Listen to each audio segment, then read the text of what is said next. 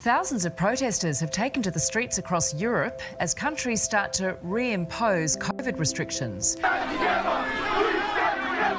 People's freedoms have been taken away.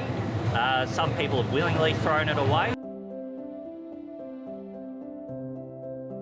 I do all sorts of things that are hypothetically dangerous to other people. I mean, COVID is a nasty illness, but it's not as bad as it could be by any stretch of the imagination, and it's some multiple worse than a bad flu epidemic, but it's in the same general ballpark.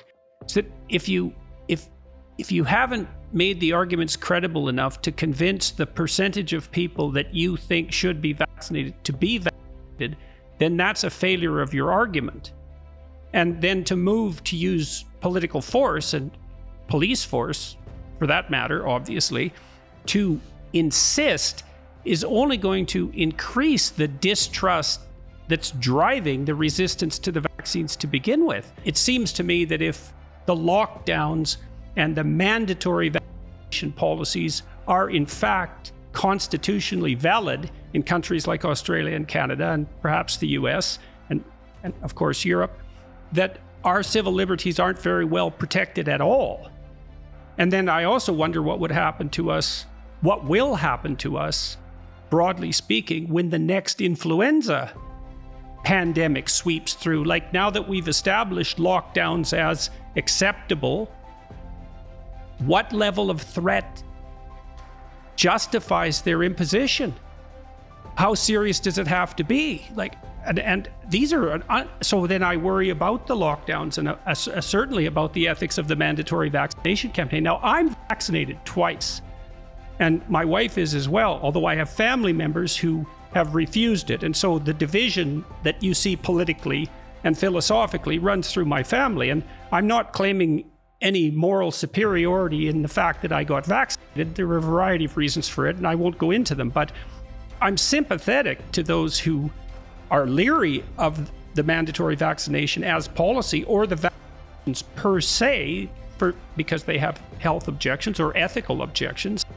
I thought we could concentrate on something tonight, discussing something tonight that I'm very ignorant about, like all of us perhaps, and about COVID and the response to the epidemic, the political response, and not only what the response has been, but perhaps what it should be and what the dangers of the response are. And when I was thinking of who I would like to talk to about this, to explore it, I couldn't think of a better person than John Anderson because of his reputation, well-deserved reputation for integrity, his vast political experience, and also because, at least from the outside, it looks like the political responses to COVID in Australia have been quite extreme and caused a fair bit of trouble, justified though they perhaps may be. At least people make that argument. And so I thought we could dive into that terrible mess and see what we might conclude and bring everyone along for the ride. So thank you very much for agreeing to do this. And away we go.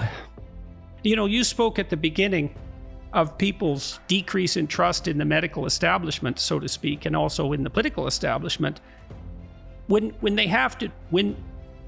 those systems resort to force to impose their view of what the proper pathway is to safety, that's going to produce a long-term, permanent, serious damage in the credibility of those institutions. And that's going to have a tremendous cost in terms of health as well. So I don't understand. And then I've been trying to think through a solution. So in Canada, we have a fairly high percentage of people that have been dually vaccinated. And it seems to me that the appropriate approach is something like for the governments to say very honestly and carefully to people, we've made the vaccines as available as possible to all of you. There's nothing standing in your way but your own choice that's preventing you from being vaccinated. As a consequence, we are going to reopen our country radically on this date. And then your destiny is in your hands, as it should be.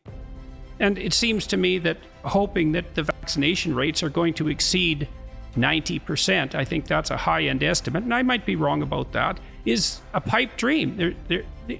Too much force is going to have to be applied to people to get them to do that, and many people will just not do it. And then what are we going to do with those people? Are they now pariahs? Are they now criminals?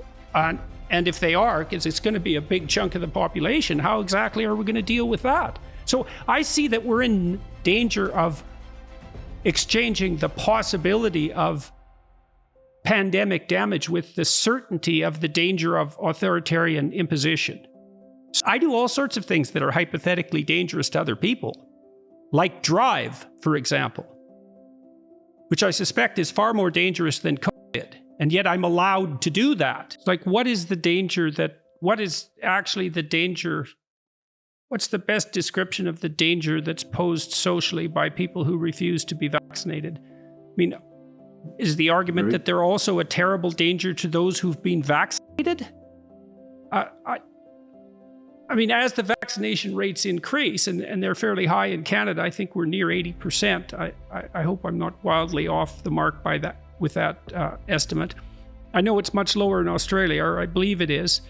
I am unclear about exactly the danger that the unvaccinated are posing. I mean, so what's your understanding of, given those rates? What's your understanding of that, and what's the justification for their restriction of civil liberties? I have to say that's a very good question, Jordan, and I'm as unclear as you are. I mean, if well, we shouldn't be unclear about that, right? You'd hope that. You'd hope that in the positions that we occupy, we wouldn't be unclear about that. And it seems to me that if we're unclear about that, that plenty of other people are unclear about it as well. And that's obviously not a good thing. But I'm still unclear about this. Are the unvaccinated primarily posing a danger to the other unvaccinated? And at some point, and maybe the worry is, well, that's going to overwhelm our health system. It's going to overwhelm our intensive care units.